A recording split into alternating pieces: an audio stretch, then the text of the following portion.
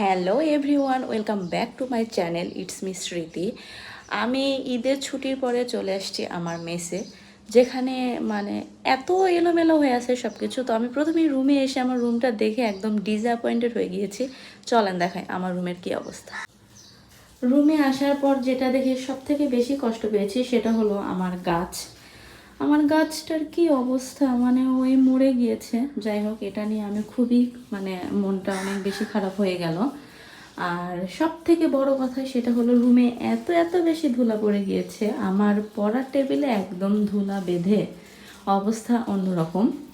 আমার মিররটাও অনেক বেশি ধুলাময় হয়ে গিয়েছে। আর যেটা দেখে আমার একটু ভালো লেগেছে সেটা হলো আমার এই ছোট্ট গাছটাতে নতুন নতুন পাতাও ফুটে গিয়েছে। রুমটা সুন্দর মতোভাবে গুছিয়ে পরিষ্কার পরিচ্ছন্ন করে ফেলবো আমি খুবই দ্রুত। আমি মূলত এখন আমার পড়ার টেবিলটা গুছিয়ে ফেলবো। এত বেশি ধুলা পড়ে গেছে এগুলাতে যদি একটু সুন্দর মতো না গোছাই তাহলে আমি এখানে থাকতেই পারবো না। তো চলেন এবার পড়ার টেবিলটা আপাতত ঠিক করে ফেলি।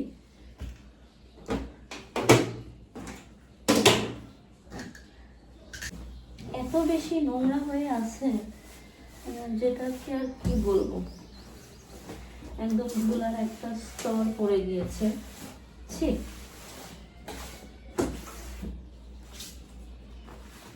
আমার এক বক্স সুতা।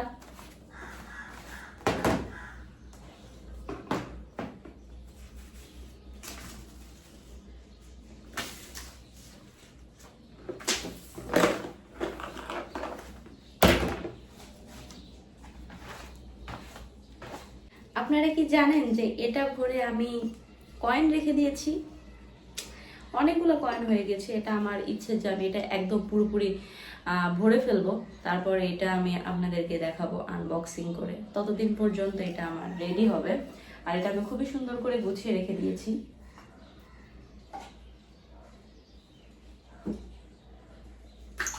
এটা হচ্ছে আমার বাঁশের বোতল, যেটা সাজেক থেকে নিয়ে আসা হয়েছিল, বাট আমি এটার জন্য একটু দুঃখ পেয়েছি যে এটা কাছে থেকে দেখায় যে এটা একটু ফেটে গিয়েছে এই জায়গাটাতে। পছন্দের জিনিসপত্রগুলো না একটু এদিক ওদিক হয়ে গেলে খুবই দুঃখ লাগে, কিন্তু কিছু করার নাই। যাতে গিয়েছে, কষ্ট পাওয়ার কিছু নাই। কাঁথা বালিশ প্রত্যেকটা জিনিসই এত বেশি নোংরা হয়ে আছে, এত বেশি ধুলা পড়ে গিয়েছে।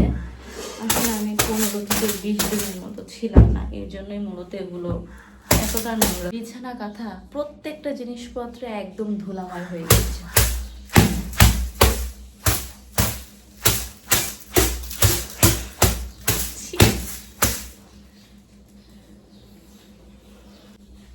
এই হলো আমার বিছানার চাদর, যেটা আমি এখন সুন্দর মতো করে পেরে ফেলবো। আর এই দুইটা হচ্ছে বালিশের কাভার। তো চলেন বিছানাটা আগে আপাতত ঠিক করে ফেলি, কারণ দেখতে খুবই খুবই কেমন জানি লাগছে।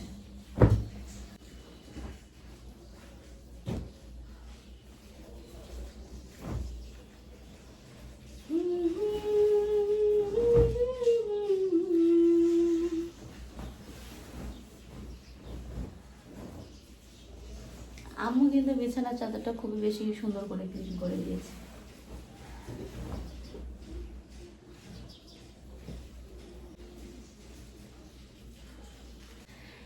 এবার আমি বালিশের কাভার দুটো সুন্দর মতো লাগিয়ে ফেলবো, কাভার পরাবো আর কি। বাসা থেকে আসার পর আমি যখন মেসে আসি তখন আমার রাজ্যের যত কাজ আছে না সব করতে হয় একা একা। তো বাসায় থাকলে এই কাজগুলো আম্মু করে দেবে, আমি যখন আসি তখন তো আমারই করতে হবে। এটা খুবই স্বাভাবিক, সেই জন্য আমি করে নিচ্ছি।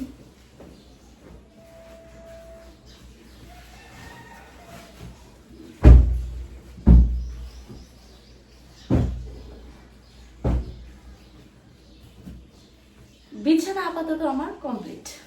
ঘরের প্রত্যেকটা জিনিসপত্র একদম এলোমেলো হয়ে আছে, সবগুলোই ঠিক করতে হবে।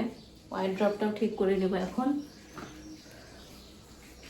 ওয়ার্ড্রপের উপরে প্রচুর ময়লা জমে গিয়েছে, এগুলো এখন ঠিক করে ফেলতে হবে।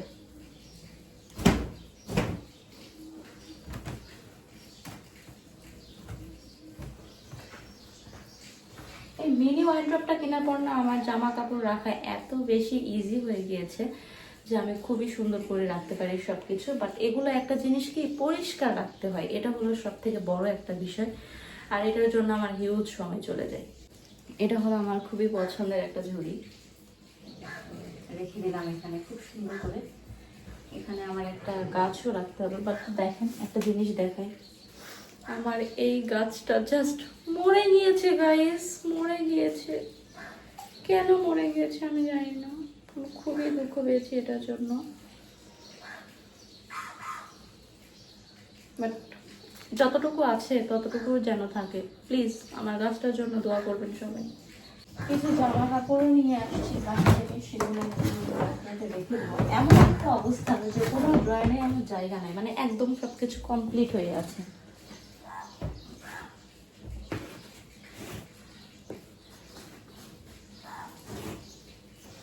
আমার নতুন ড্রেস, এটা ঈদের, রেখে দিব এখন। বাট দেখেন কি একটা অবস্থা, একটা জায়গাও নেই। রাখতে হবে। পাপোশগুলোতে এত পরিমাণে ধুলা জমছে, এত পরিমাণে যে দেখেন ধুলা ছাড়া মনে হচ্ছে এগুলোর মধ্যে কিছুই নাই।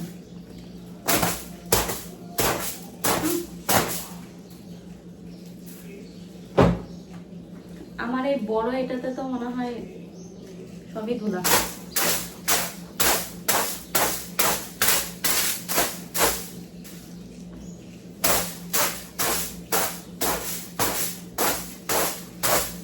এগুলা এত বেশি নোংরা হয়ে গিয়েছে অনেকদিন ধরে বাসায় না থাকলে যেটা হয় আর কি, আর প্রচন্ড ধুলা। এই ধুলার জন্য এগুলো এরকম অবস্থা। আমার যেটা না পরিষ্কার করলেই নয় সেটা হলো আমার পছন্দের মিররটা, এটাতে এত পরিমাণে ধুলা পড়ে গিয়েছে গাইস, মানে এত ধুলা পড়তো না। এটার অবস্থা অত্যন্ত বাজে, অনেক ধুলা জমে গিয়েছে।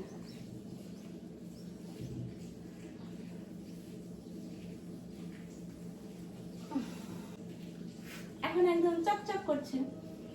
এই জায়গাটুকুতে প্রচন্ড বেশি ময়লা পড়ে গিয়েছিল, সেজন্য আমি আয়নাটা সরিয়ে তারপর ঝাড় দিয়ে নিলাম।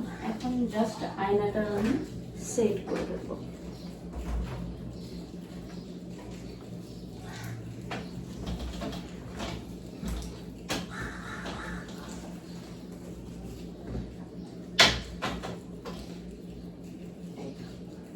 ডান।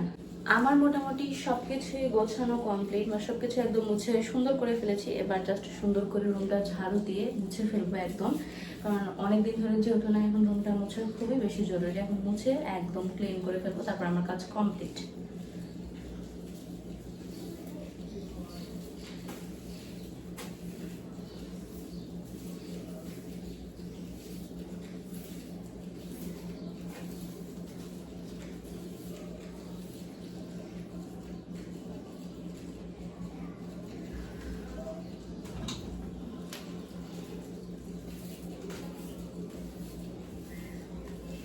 কাজ করে আমার অবস্থা একদমই খারাপ, কিন্তু আমি যেটা দিকে সব থেকে বেশি খুশি হয়েছি সেটা আপনাদের সাথে শেয়ার করি।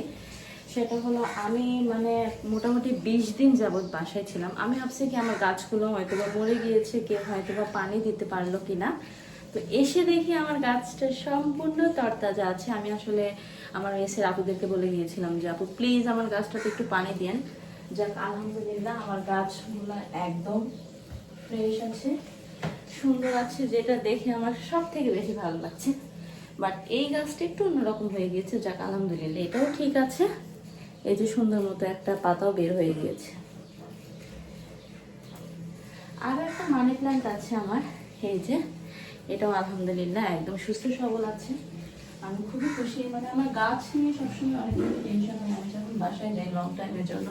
বাট আলহামদুলিল্লাহ গাছগুলো সব ঠিকঠাক আছে।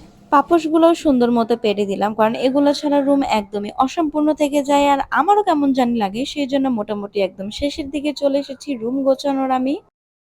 ফাইনালি আমার রুম একদম ক্লিন করা হয়ে গিয়েছে। চলেন এবার রুমের ফাইনাল লুকটা দেখাই। এই যে একদম সব কিছু পরিষ্কার করে ফেলেছি। এটা হলো আমার বিছানা, আমার পড়ার টেবিলটাও মাশাআল্লাহ অনেক সুন্দর করে গুছিয়ে ফেলেছি। আমার বিছানা সুন্দর করে ফেলেছি, আমার সামনে যা কিছু আছে সবই সুন্দর করে ফেলেছি। আমার গাছ, আমার এই গাছগুলো মাশাআল্লাহ কত বেশি সুন্দর লাগছে, তাই না? সব কিছু মিলিয়ে আলহামদুলিল্লাহ আমার রুমটা খুবই খুবই খুবই আমার পছন্দ হয়ে গিয়েছে, কারণ আমি পরিষ্কার না করলাম যেহেতু থাকতে পারি না, সেজন্য সবার আগে এসে সুন্দর করে পরিষ্কার করে নিলাম। ফাইনালি আমার সব কাজ কমপ্লিট, একদম রুমটা সুন্দর মতো করে গুছিয়ে এবার ফেলেছি। চলে যাব আমি গোসলে। পরবর্তী সুন্দর কোনো একটা ভিডিওতে দেখা হয়ে যাবে। Till then tata, good bye, Allah হাফেজ। আর আমার চ্যানেলটাকে সাবস্ক্রাইব করতে কিন্তু ভুলবেন না।